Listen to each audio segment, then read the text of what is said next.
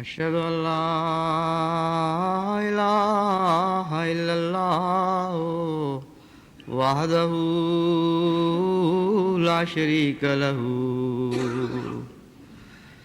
وأشهد أن محمدًا عبده ورسوله أما بعد فأعوذ بالله من الشيطان الرجيم بسم الله الرحمن الرحيم الحمد لله رب العالمين الرحمن الرحيم مالك يوم الدين إياك نعبد وإياك نستعين اهدنا الصراط المستقيم صراط الذين أنعمت عليهم غير المغضوب عليهم ولا الضالين لله ما في السماوات وما في الأرض وإن تبدوا ما في أنفسكم أو تخفوه يحاسبكم به الله فيغفر لمن يشاء ويعذب من يشاء والله على كل شيء قدير آمن الرسول بما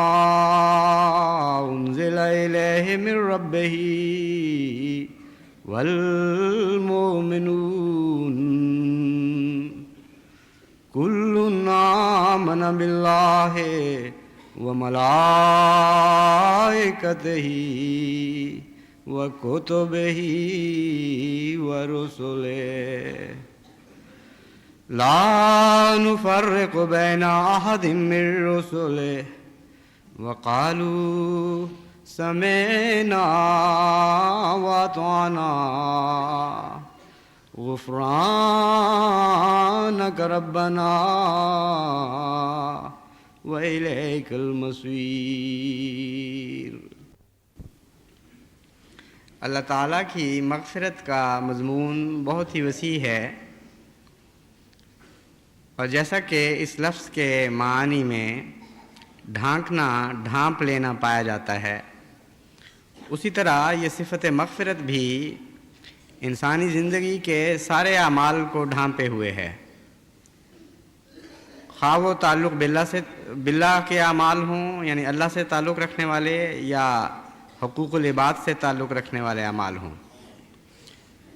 بہت ہی وسیع مضمون ہے جس کو قرآن کریم نے مختلف پیرائے میں مختلف مواقع پر بیان فرمایا، اور اس صفت سے متعلق گفتگو کرتے ہوئے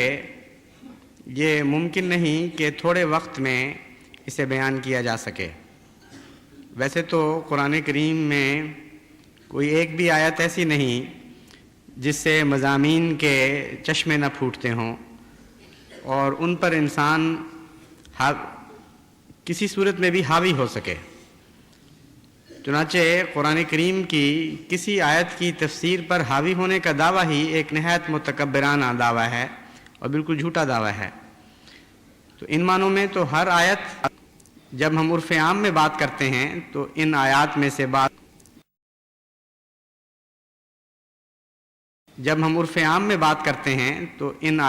سے بعض آیات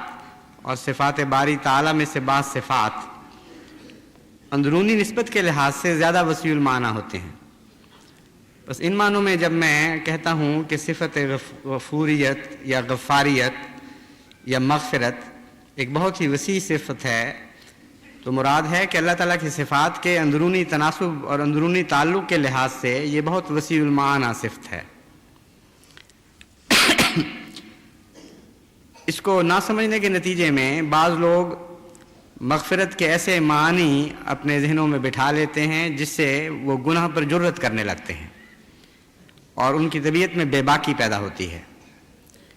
اور بعض دفعہ دوسری انتہا پر جا کر مایوسی کا شکار ہو جاتے ہیں، اور بعض دفعہ اس کے معنی نہ سمجھنے کے نتیجے میں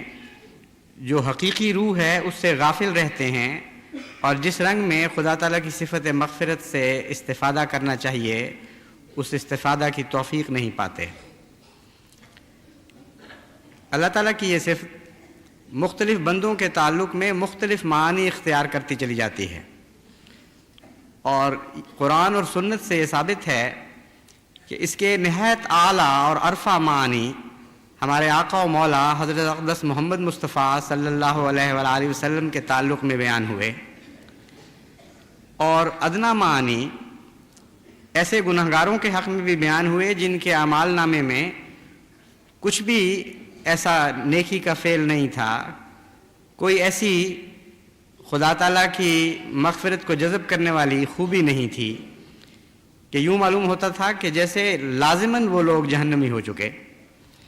لیکن خدا تعالیٰ کی صفت مغفرت نے ان کو بھی بچا لیا۔ بس ان دو انتہاؤں کے درمیان سالکین کے جتنے مراتب ہیں ان سب پر اللہ تعالیٰ کی صفت مغفرت پھیلی پڑی ہے، یعنی کچی پکی کا امتحان دینا ہو تو وہاں بھی صفت مغفرت ایک پرچہ ڈالے گی، اور سب سے اعلیٰ درجے کا امتحان دینا ہو اور اس میں بھی انتہائی اعلیٰ مقام کے نمبر حاصل کرنے ہوں تو اس کے لیے بھی صفت مغفرت ایک پرچہ ڈالے گی، اور یہی مغفرت کی صفت مختلف رنگ میں مختلف روپ میں انسان پر ظاہر ہوتی چلی جائے گی۔ آج میں نے جس آیت کا انتخاب کیا ہے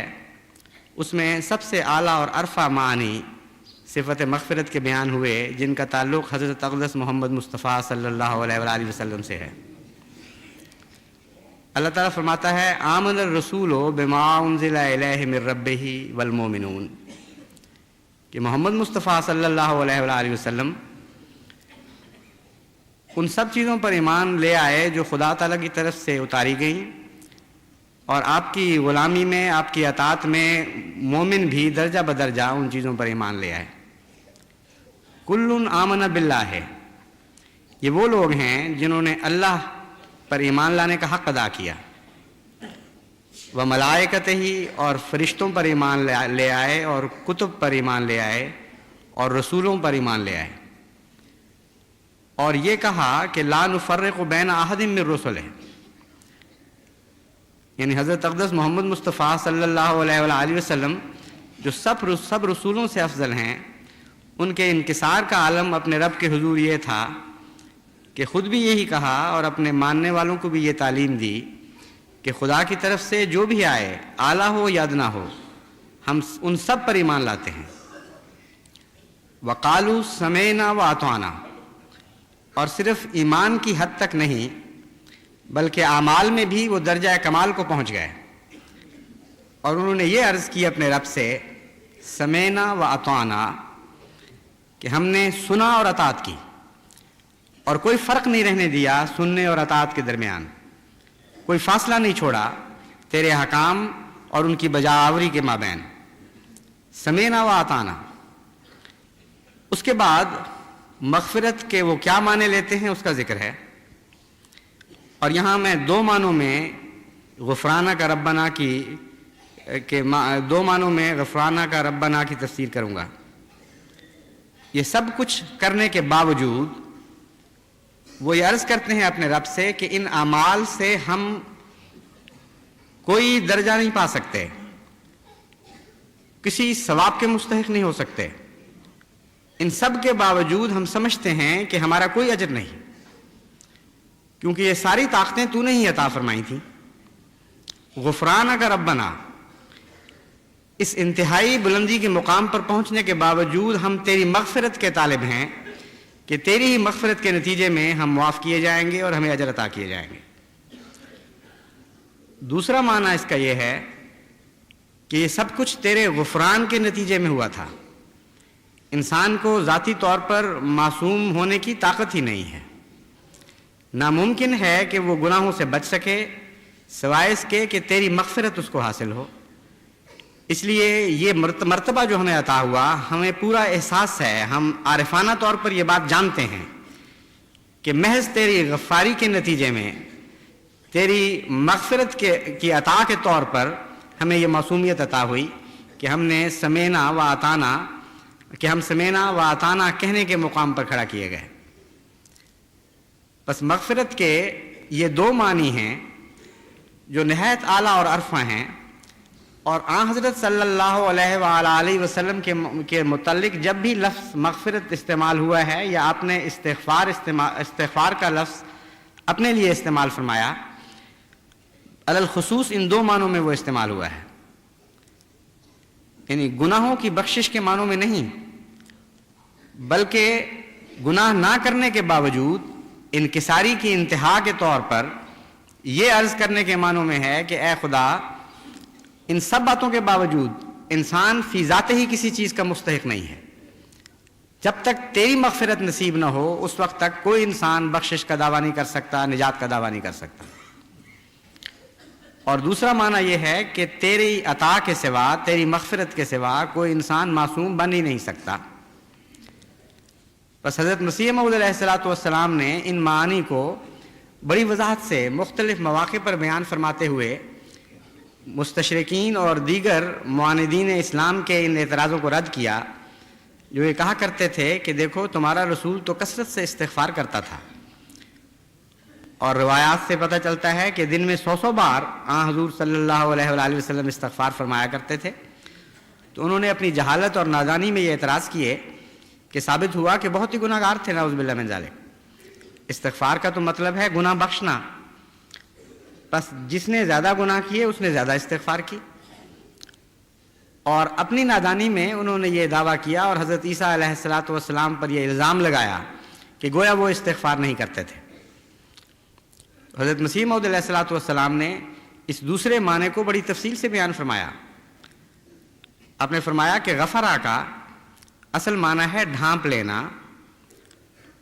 اور گناہوں سے دور کر دینا، انسان کے گناہوں اور اس کے درمیان پردہ حائل کر دینا، یعنی انسان کے اندر سے گناہ کی خواہش کو تلف کر دینا اور گناہ کے مواقع سے اس کو دور رکھنا۔ بس آن حضرت صلی اللہ علیہ وآلہ وسلم جب خدا تعالیٰ کے حضور استغفار کرتے تھے تو ان معنوں میں استغفار کرتے تھے کہ اے خدا، پہلے بھی مجھے جو کامل معصومیت عطا ہوئی وہ تیری مغفرت کے نتیجے میں ہوئی۔ تو نے میرے اور میرے گناہوں کے درمیان ہمیشہ فاصلہ رکھا، یہاں تک کہ ایک موقع پر فرمایا کہ میرا شیطان مسلمان ہو گیا، یعنی نفس امارہ میں برے اعمال کے احکام کی طاقت ہی باقی نہیں رہی۔ بس ان معنوں میں حضرت مسیح موعود علیہ السلام نے فرمایا کہ حضور صلی اللہ علیہ وآلہ وسلم استغفار فرمایا کرتے تھے، اور آئندہ کے لیے بھی کہ اے خدا، جیسا حسن سلوک تو نے مجھ سے سابقہ زندگی میں فرمایا، آئندہ بھی ہمیشہ کے لیے مجھے گناہوں سے دور رکھنا اور میرے گناہوں کے درمیان فاصلے ڈال دینا، روکیں کھڑی کر دینا۔ بس جب خدا تعالیٰ حضور صلی اللہ علیہ وآلہ وسلم کے متعلق فرماتا ہے لِيَغْفِرَ لَكَ اللَّهُ مَا تَقَدَّمَ مِن ذَنبِكَ وَمَا تَأَخَّرَ، تو مراد یہی ہے کہ تجھے جس طرح پہلے ہر گناہ سے دور رکھا تھا اللہ تعالیٰ نے، اسی طرح آئندہ بھی تجھے ہر گناہ سے دور رکھنے کا وعدہ کرتا ہے، اور گناہ کے قریب بھی تو نہیں پھٹکے گا، یا گناہ کو توفیق نہیں ہوگی کہ تیرے قریب پھٹک سکے۔ بس ان معنوں میں جب ہم غور کرتے ہیں تو پھر ان احادیث کی سمجھ آتی ہے جن میں حضور صلی اللہ علیہ وآلہ وسلم کثرت سے استغفار فرماتے ہیں۔ حضرت ابو ہریرہ بیان کرتے ہیں کہ میں نے حضور کو یہ فرماتے ہوئے سنا کہ خدا کی قسم، میں دن بھر میں 70 مرتبہ سے زائد دفعہ توبہ اور استغفار کرتا ہوں۔ حضرت ابن عمر بیان کرتے ہیں کہ کئی بار ایسا ہوا ہے کہ ایک ہی مجلس میں ہم بیٹھے ہوئے تھے اور آن حضور صلی اللہ علیہ وآلہ وسلم نے 100 مرتبہ سے زائد دفعہ یہ دعا کی، رب اغفر لی وتوب علی انک انت التواب الغفور، اے میرے رب میری مغفرت فرما، وتوب علی، اور میری توبہ کو قبول کرتا ہوا مجھ پر جھک اور مجھ پر رحم فرما، انک انت التواب الغفور، تو بہت ہی توبہ کو قبول کرنے والا اور مغفرت کرنے والا ہے۔ یہاں ایک شبہ پڑتا ہے کہ اگر یہ تفسیر درست ہے تو پھر توبہ کا کیا تعلق ہے؟ توبہ تو عموماً یہی سمجھا جاتا ہے کہ ایسے گناہوں سے کی جاتی ہے جو انسان سے سرزد ہوں، اور آئندہ سے ان سے باز رہنے کے لیے انسان اللہ تعالیٰ کی طرف جھکتا ہے، اس کا نام توبہ ہے۔ تو جیسا کہ میں آگے حضرت اقدس مسیح موعود علیہ السلام کا اقتباس پیش کروں گا، اس مسئلے، اس الجھن سے بھی حضرت اقدس مسیح موعود علیہ السلام نے تاریکی کو دور فرمایا اور ہمارے لیے روشنی کا سامان پیدا کیا۔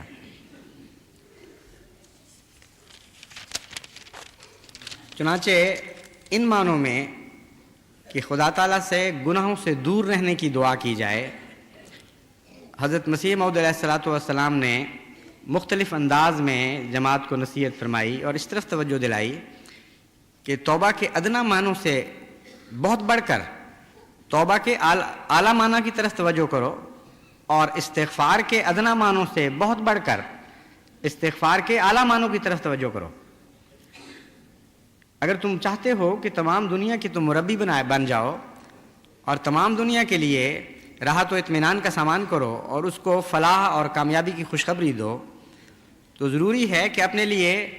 ہر معنی میں بہترین چیز کے طلبگار ہو جاؤ۔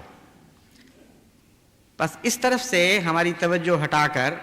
کہ ہم گناہ کرتے چلے جائیں اور خدا تعالیٰ سے مغفرت ان معنوں میں مانگیں کہ ہم نے جو گناہ کیا ہے ان کو ڈھانپ دیں۔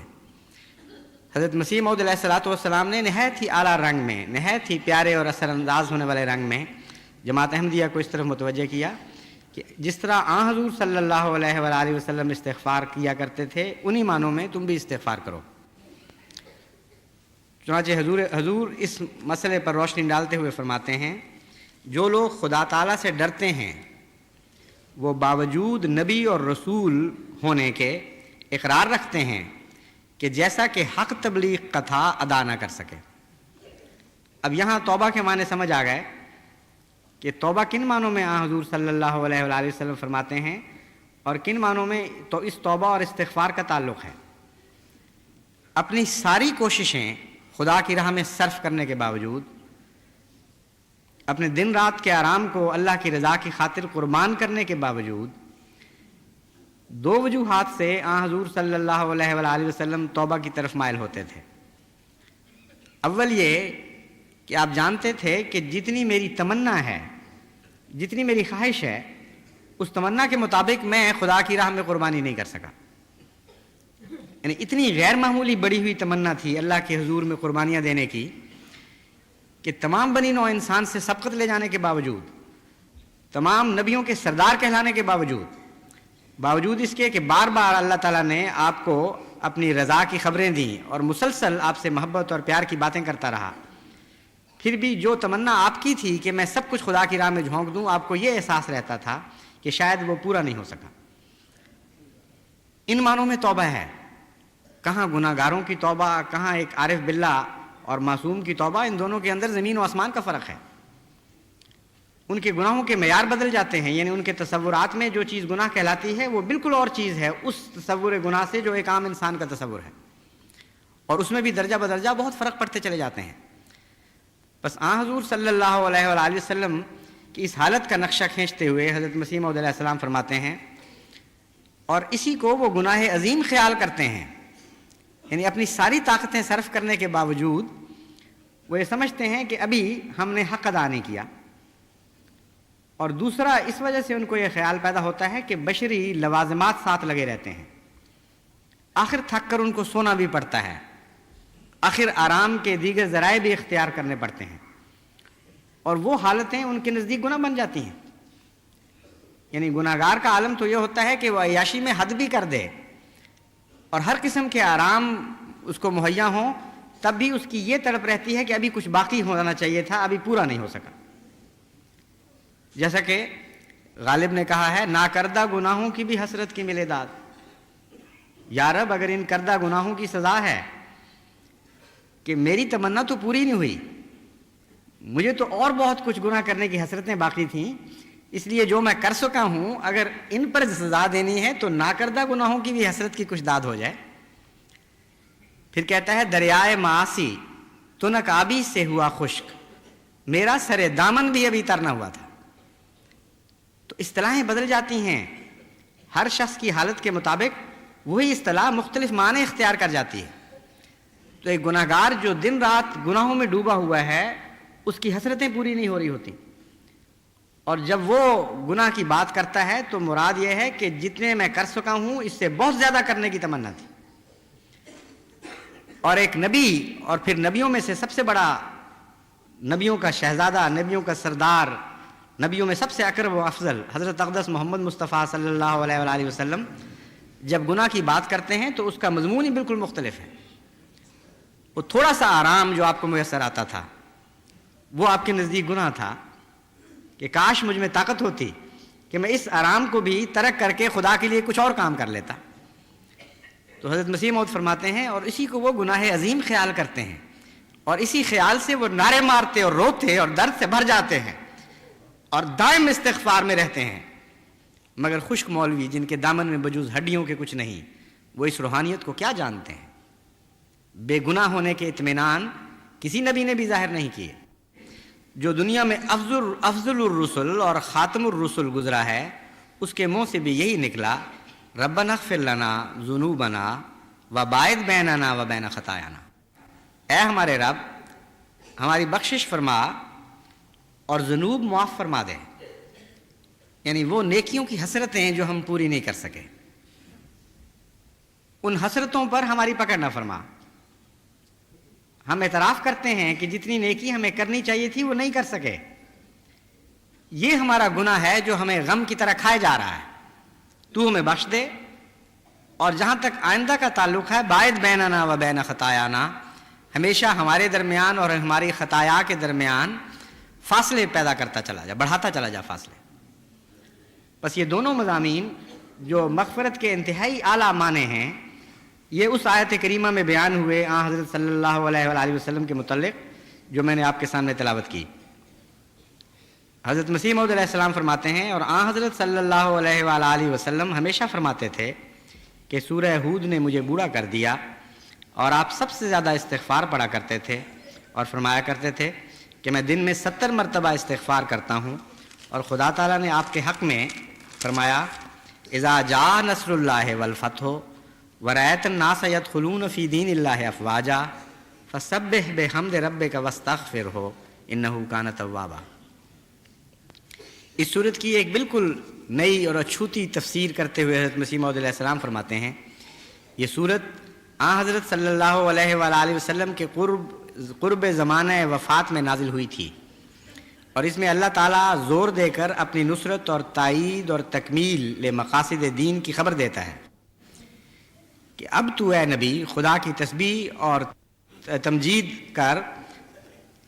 اور خدا سے مغفرت چاہ، وہ تواب ہے. اس موقع پر مغفرت کا ذکر کرنا اسی بات کی طرف اشارہ ہے کہ اب کام تبلیغ کا ختم ہو گیا. خدا سے دعا کر کہ اگر خدمت تبلیغ کے دقائق میں کوئی فروگزاشت ہو گئی ہو تو خدا اس کو بخش دے. موسیٰ بھی توریت میں اپنے قصوروں کو یاد کر کے روتا ہے، اور جس کو عیسائیوں نے خدا بنا رکھا ہے، کسی نے اس کو کہا کہ اے نیک استاد، تو اس نے جواب دیا کہ تو مجھے کیوں نیک کہتا ہے؟ نیک کوئی نہیں مگر خدا. یہی تمام اولیاء کا شعار رہا ہے. سب نے استغفار کو اپنا شعار قرار دیا ہے بجز شیطان کے. پھر مزید فرماتے ہیں، چنانچہ ہمارے نبی کریم صلی اللہ علیہ وآلہ وسلم کی تمام استغفار اسی بنا پر ہے کہ آپ بہت ہی ڈرتے تھے کہ جو خدمت مجھے سپرد کی گئی ہے، یعنی تبلیغ کی خدمت اور خدا کی راہ میں جان فشانی کی خدمت، اس کو جیسا کہ اس کا حق تھا میں ادا نہیں کر سکا. اور اس خدمت کو آن حضرت صلی اللہ علیہ وآلہ وسلم کے برابر کس نے ادا کیا؟ کسی نے ادا نہیں کیا، مگر خوف، عظمت اور ہیبت الہی آپ کے دل میں حد سے زیادہ تھا، اور اسی لیے دوام استغفار آپ کا شغل تھا۔ اب دیکھیے دعوت اللہ کا کتنا بڑا کام اللہ تعالیٰ نے آن حضرت صلی اللہ علیہ وآلہ وسلم کو سونپا، اور وہی کام آج ہماری طرف منتقل کیا گیا ہے۔ وہ سارا بوجھ آج ہمارے کمزور کندھوں پر ہے۔ بس ان معنوں میں، جن معنوں میں آن حضرت صلی اللہ علیہ وآلہ وسلم استغفار فرمایا کرتے تھے، کتنی بڑی ذمہ داری ہمارے کندھوں پر عائد ہوتی ہے کہ ہم ان معنوں میں استغفار کریں، کثرت کے ساتھ دعوت اللہ کا حق ادا کرتے چلے جائیں، اور پھر ہرگز تکبر کو پاس نہ پھٹکنے دیں، یہ وہم و گمان بھی نہ کریں کہ ہم نے کمال کر دیا ہے۔ نہایت عاجزی سے روتے ہوئے اپنے رب سے یہ عرض کریں کہ اے خدا، تیرا سب سے کامل نبی، جس سے بہتر حقوق کی ادائیگی کسی نے نہیں کی تھی، جس سے بڑا امین کوئی دنیا میں پیدا نہ ہوا، نہ ہو سکتا ہے، نہ ہوگا، جس نے تیری ہر امانت کا حق پورا پورا ادا کیا، اگر اس کے باوجود اس کے دل کی یہ کیفیت تھی کہ وہ دعوت اللہ کے کام میں حد کر دینے کے بعد بھی یہی سمجھتا رہا اور اس غم میں روتا رہا کہ اے خدا، میں اس حق کو پوری طرح ادا نہیں کر سکا، تو ہم عاجزوں اور کمزوروں کا کیا حال ہوگا؟ پس تو ہم سے بھی مغفرت کا سلوک فرما اور ہماری کمزوریوں سے درگزر فرما، ہماری توبہ کو قبول کر، اور ہمیں دعوت اللہ کی اس رنگ میں توفیق عطا فرما کہ جس سے تو راضی ہو جائے، اور تیرے راضی ہونے کے باوجود ہماری تمناؤں کو بڑھاتا چلا جا، اور اتنا بڑھا کہ ہم اور رضا کے طالب ہوتے چلے جائیں، پھر اور رضا کے طالب ہوتے چلے جائیں، پھر اور رضا کے طالب ہوتے چلے جائیں، اور آخر تک یہی سمجھتے رہیں، اور پورے یقین اور وثوق کے ساتھ یہ سمجھتے رہیں کہ ہم نے تو حق ادا نہ کیا، تو محض اپنی مغفرت کی وجہ سے ہم پر راضی رہا اور راضی ہوتا چلا گیا۔ اے خدا، ہمیں توفیق عطا فرما کہ ہم حضرت اقدس محمد مصطفیٰ صلی اللہ علیہ وآلہ وسلم کے نقش قدم پر چلتے ہوئے جان دیں، آخری سانس ہمارا اس حالت میں نکلے کہ ہم تجھ سے مغفرت کے طالب ہوں اور تمہیں مغفرت کی خوشخبری دے رہا ہو۔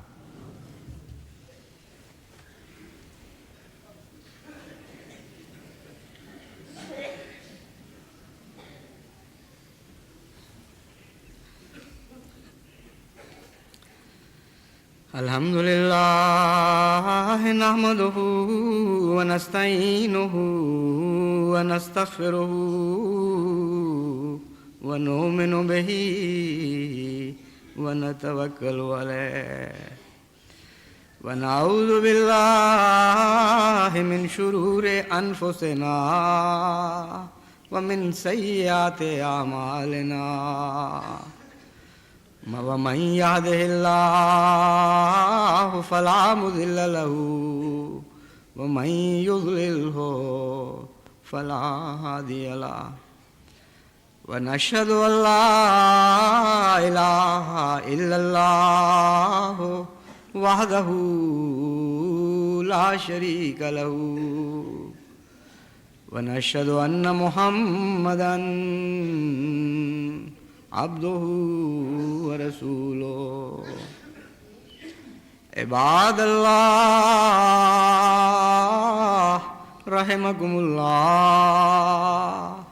إن الله يأمر بالعدل والإحسان وإيتاء ذي القربى وينهى عن الفحشاء والمنكر والبغي يعظكم لعلكم تذكرون اذكروا الله يذكركم وادعوه يستجب لكم ولذكر الله أكبر